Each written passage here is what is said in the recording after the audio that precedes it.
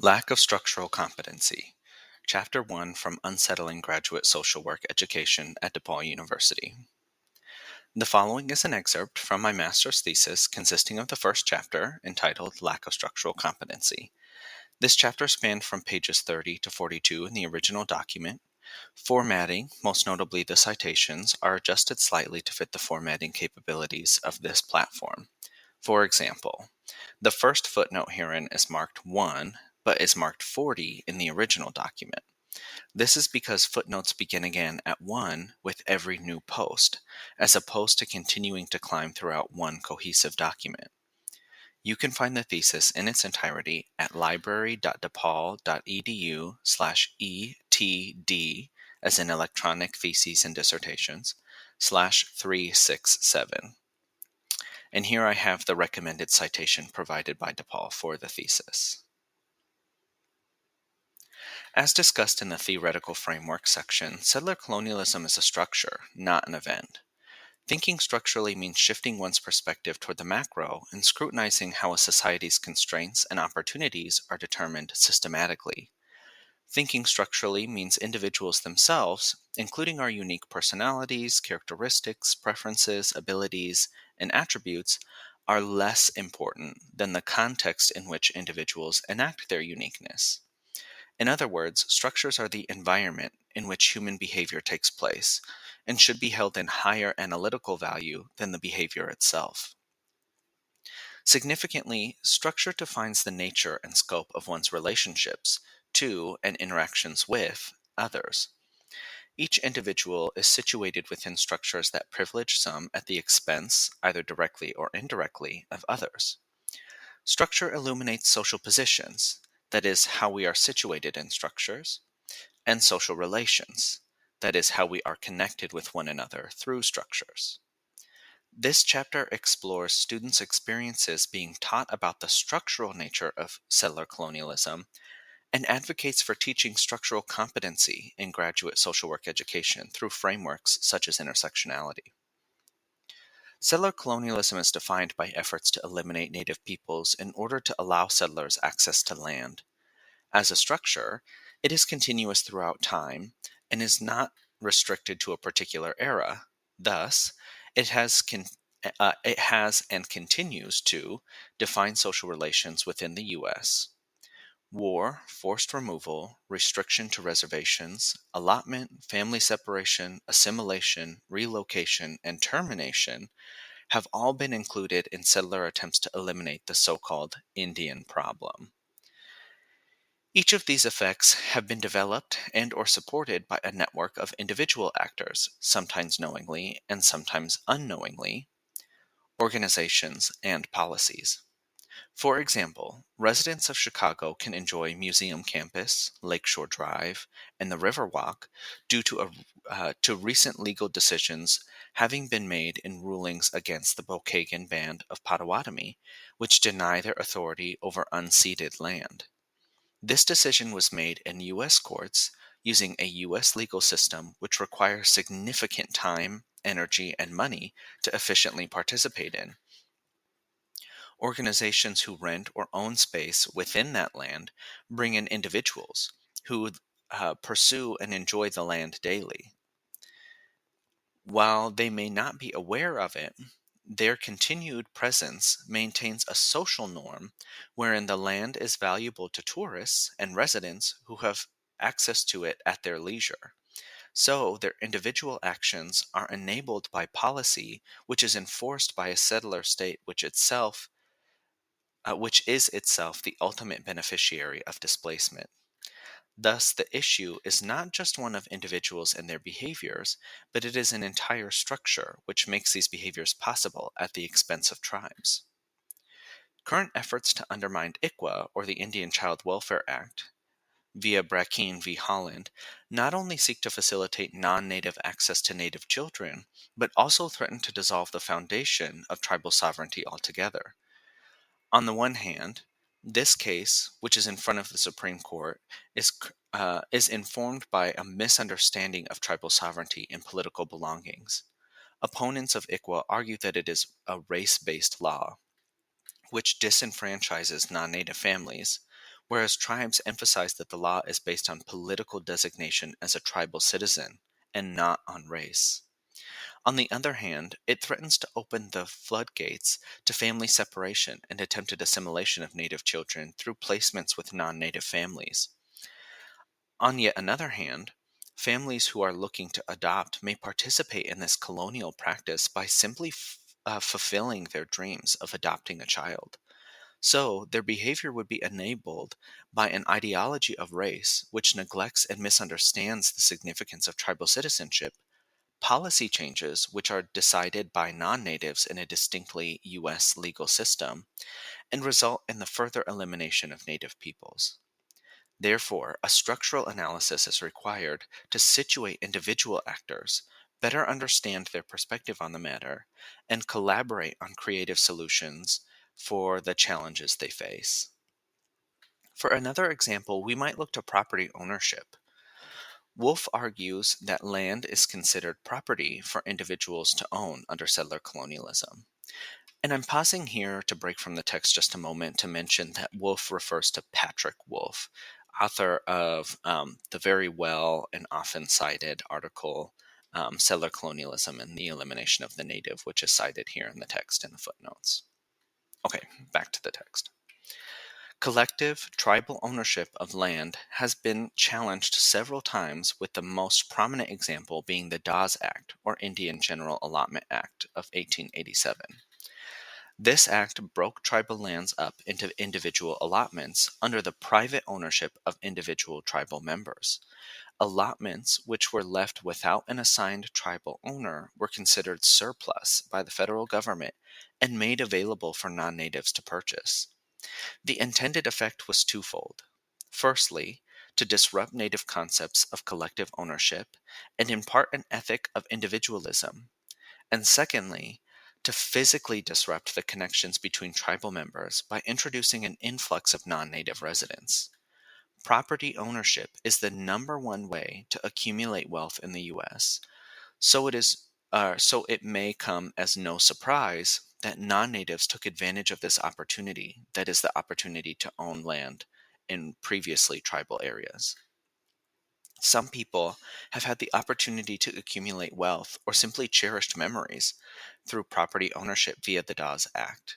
Sometimes this happens in one family over multiple generations, but it is always at the expense of tribes. Many tribal communities were divided as non-natives grew in presence on what used to be tribal land, and many tribes have had to fight tirelessly to bring their lands back under collective ownership. In social work education, problems are often understood as caused, experienced, and solved by individuals.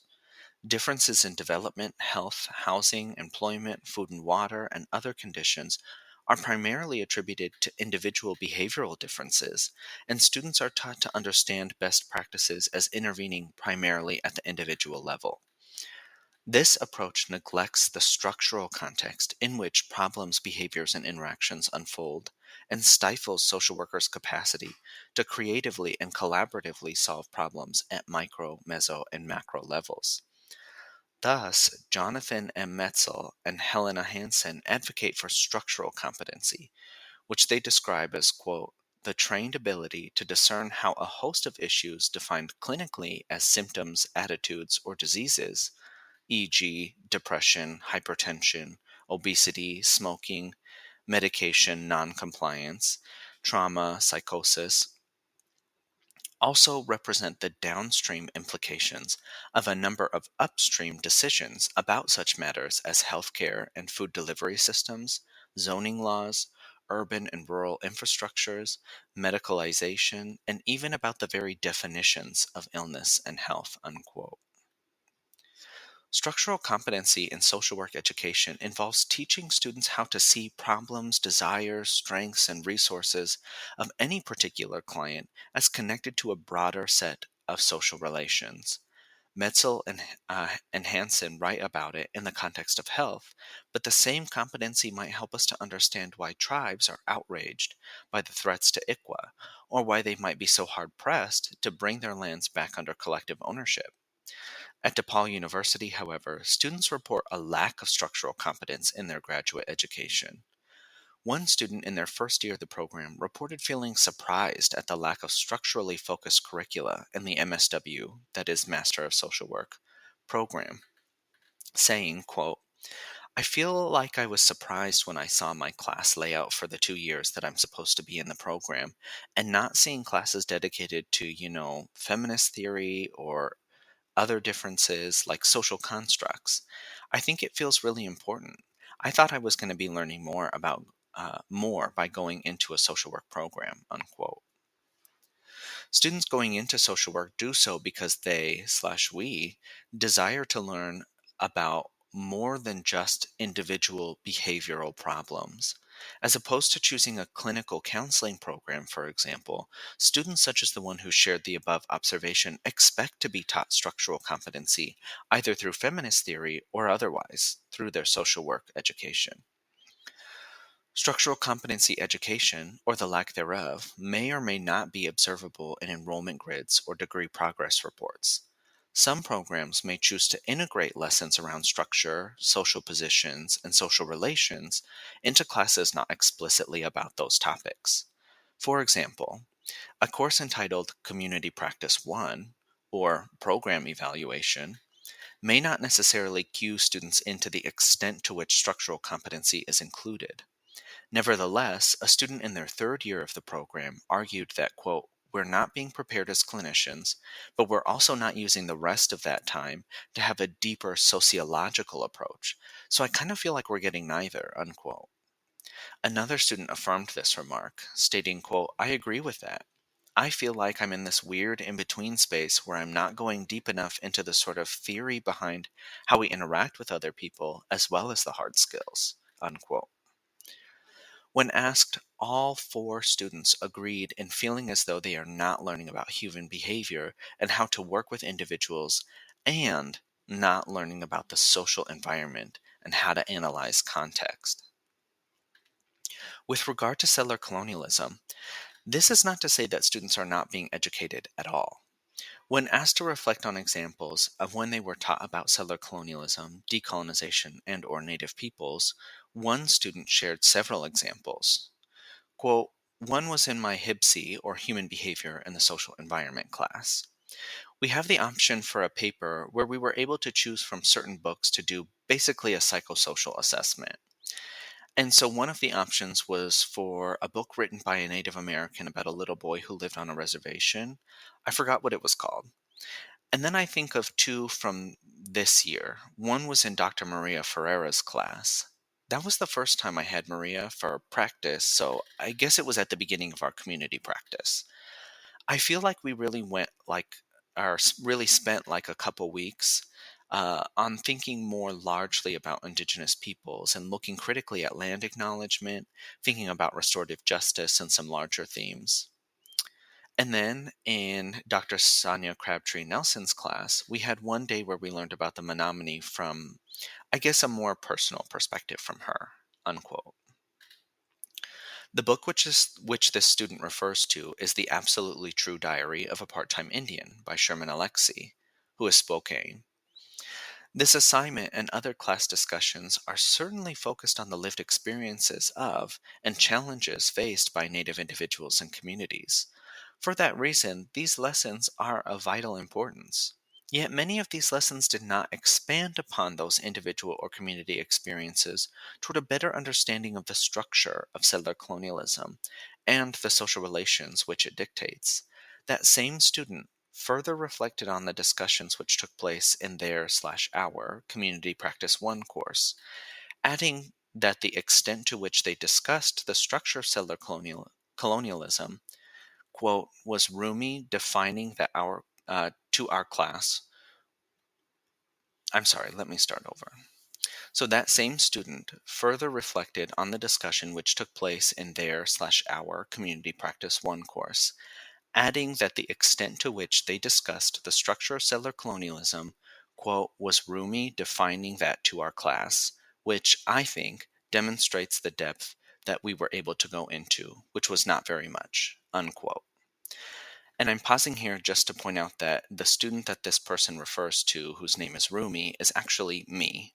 I went by the name Rumi while I was at DePaul, and it is a shortened version of my middle name, Rumaldo. So basically, what this student is referring to is an instance in class where I define settler colonialism. Okay, back to the text. So, settler colonialism as a structure was defined in part by a student in the class, that's me, and further discussion was limited.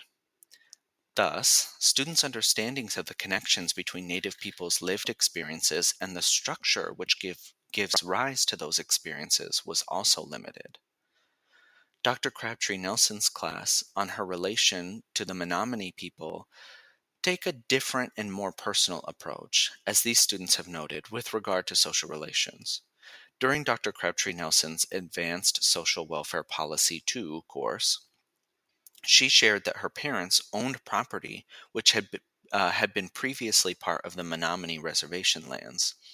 This particular lesson used her personal anecdote and the documentary Legend Lake, A Talking Circle, produced by the Terra Institute, to outline the circumstances faced by the tribe. She challenged students to use the advocacy mapping approach by Richard Hofer to identify the goals stated by the Menominee in their efforts to reacquire their lands. She then referenced Making a Difference, My Fight for Native Rights and Social Justice, a book by Ada Deer, the first woman to head the BIA and a trained social worker. On a slide labeled Structural Change, Dr. Crabtree Nelson included a link to a video of a speech by Deer. This is an effective example of a lesson which takes a challenge faced by a community and makes direct connections to the structure which makes it possible. Dr. Crabtree Nelson articulated the actions of individuals, such as her parents, who purchase land and support the existing structure, the policies which enable them to do so, and the efforts made by the tribe to address them. Significantly, she did so using a multimedia approach involving a personal anecdote and lecture, short documentary, class activity, and speech recording. While this example might be held up as an effective lesson on structural competency in regard to settler colonialism, students report that other lessons using the same set of social relations as a case study do not have the same impact. One student, who was not in the advanced policy course, added, quote, I have also had Sonia as a professor, and I don't feel like we've necessarily had full-blown teaching moments, but she has had personal anecdotes about her relationship with, I believe she lived on or near a reservation, so she had anecdotes about the Menominee, unquote. In order to effectively teach structural competency related to settler colonialism, social work educators must be explicit in outlining the social position of and relations among actors involved in any given case study and the connections these actions have to policy and organizing. Intersectionality. The foremost framework used to conduct structural analyses is intersectionality. Intersectionality has its origins in the anthology This Bridge Called My Back, Writings by Radical Women of Color, edited by Cherie Moraga and Gloria Ansaldúa. And there's a link in the text here where you can purchase the book. This groundbreaking collection of work focused on the racialized, gendered, and classed experiences of women of color, arguing that each system is constructed through the others and are thus inseparable. Later, in her pieces Demarginalizing the Intersection of Race and Sex, a Black feminist critique of anti-discriminatory doctrine, feminist theory, and anti-racist policies or politics, and Mapping the Margins, Intersectionality, Identity Politics, and Violence Against Women of Color, Kimberly Crenshaw further developed the racialized, gendered, and classed analysis first articulated by Moraga, Ansaldúa, and company into a formal theoretical framework and coined the now popular term intersectionality. Crenshaw distinguishes between political and structural intersectionality. Political intersectionality describes how women of color are located within multiple marginalized groups with sometimes conflicting agendas. Structural intersectionality describes how women of color are situated in multiple intersecting structures of oppression. These unique social positions are represented by a traffic intersection, wherein women of color must navigate the complex flows of power among multiple avenues. Intersectionality can be efficacious for social workers working with individuals and communities, native or non native, insofar as it helps us to situate their experiences at the intersections of multiple structures of power. Structures such as settler colonialism, racial capitalism, neoliberalism, imperialism, and heteropatriarchy are always already present when working in the context of the U.S. Settler colonialism organizes society to allow access to property in the form of land to some, while actively eliminating the indigenous population and constructing others, capital O others, as property themselves to be owned and enslaved. Property ownership allowed those select few to begin generating capital and building wealth, sometimes over multiple generations. Open markets and austerity measures incentivized the expansion of political and economic control by the settler state and its corporations to countries throughout the global south. Those with sufficient capital attempt to monopolize access to both the means of production and positions of political decision making. All the while, each system is engendered with a binary and pathological framework of male/man and female/woman, which serves to reinforce an ideology of inner and intra racial and class superiority. White women capitalized on the binary construction of gender imposed by settler colonialism to make themselves synonymous with and indispensable to the ongoing settler project. White women, mostly in the upper/owning classes, actively engaged in the elimination of natives and others through the deployment of assimilation practices such as friendly visits, settlement houses, and family separation via foster care. And that you can see in Chapter 2, which is coming in the next post, entitled Neglect of Settler Colonial History. Intersectionality not only helps us understand early social workers and the origins of social work as a field, but also to understand the lived experiences of Native peoples today. In her piece, Native Women and Sexual Assault Implications for Intersectionality, Ro Bubar, who was a reader on my thesis committee, illustrates the efficacy of both a political and structural intersectional analysis of Native women's experience of sexual assault. Citing Crenshaw, she states, quote, Native women in this study discuss the ways in which sexual violence is complicated by their political identities as tribal members and the difficulties they encounter within the tribal context when Native men are identified as offenders. At the same time, Native women must negotiate embedded forms of domination, hindering their ability to address or seek services for sexual violence, all of which is further complicated by structural systems and the government's responsibility to provide adequate health care and protect Indigenous women. Unquote. Native women experiencing sexual assault are connected to settler colonialism and heteropatriarchy, constructing them as inherently rapeable. Furthermore, because many tribal communities are impoverished, resources are often limited and cases of sexual assault are not always investigated. When they are investigated, Native women become vulnerable once again to the racist and sexist perceptions of non Native investigators who may perceive both victim survivor and perpetrator as pathologically abusive of alcohol and of each other. Intersections between structures are the arenas in which all interactions occur in the US. From these structures trickle down the privilege and or oppression of some individuals and communities through policy, institutional organizing, interpersonal exchange, and internalized ideas of self in relation to others.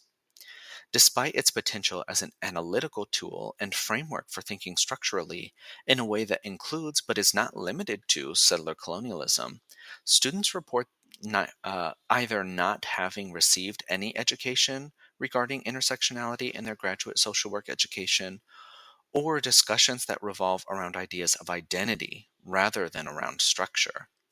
In regard to the prior, One student reported that, quote, intersectionality is more so something that we talk about a lot in my women's and gender studies classes, but it's not really discussed in social work, unfortunately, unquote.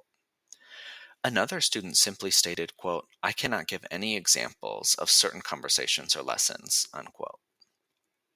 Regarding the latter, one student described how intersectionality related to identity is vaguely woven into curricula.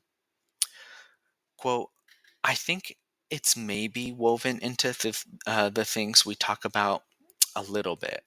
I think specifically when we're talking about social workers putting diversity into consideration, especially when we're coming from our own identities, thoughts, ideas, all of that, and how that interacts with our clients, right? Like when we're coming from a different background, unquote. Another student also reported an emphasis on identity when reflecting on a discussion of intersectionality in one of their first year courses.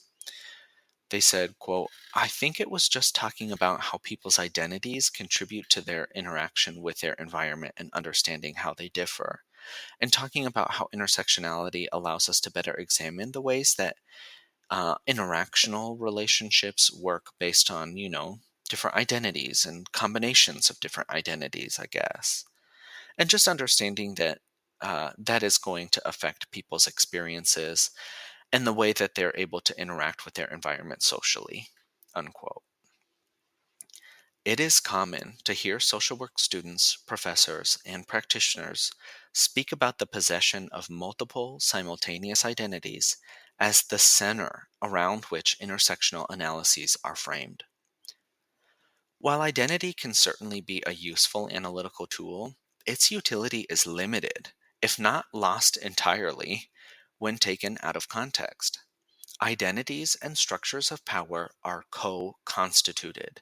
They form and are formed by one another. To speak of one's identities without scrutiny of structures stifles the ability to work toward common goals and challenge systems which oppress. It is imperative that social work students be structurally competent in order to understand how settler colonialism impacts the lives of those in what is currently the U.S. Students can benefit from engaging frameworks such as intersectionality beyond discussions of identity toward a reading of the structural nature of the challenges facing the field and those whom it aspires to support. Graduate social work education is hard pressed, therefore, to develop and teach readings of individual problems at the macro level as well as the meso and micro levels. Only then can students assess how challenges facing the Menominee people, for example, are directly connected to policies, organizing, and individual actions which impact us in what is currently Chicago as well. Indeed, settler colonialism is a structure and should be treated as such, and intersectionality can help us understand the ways that it is intimately connected with other structures. We also must not focus so narrowly on the presenting problems, that is, the problems in the present, that we neglect the settler colonial history. To this end, Bubar argues that intersectionality, quote, must be contextualized within a history of ethnic cleansing and genocidal practices promulgated by settler states and embedded in policies like forced boarding schools, the termination of tribes, relocation of native peoples, and removal of tribes from traditional homeland areas, unquote. Graduate social work education is further challenged to contend with the ways in which settler colonialism has impacted the field throughout its history. And beyond this point, you can see all of the footnotes which contain those slightly modified citations from the text. The next chapter, as I mentioned earlier in the post, is entitled Neglect of Settler Colonial History. Thank you, as always, for listening and or reading.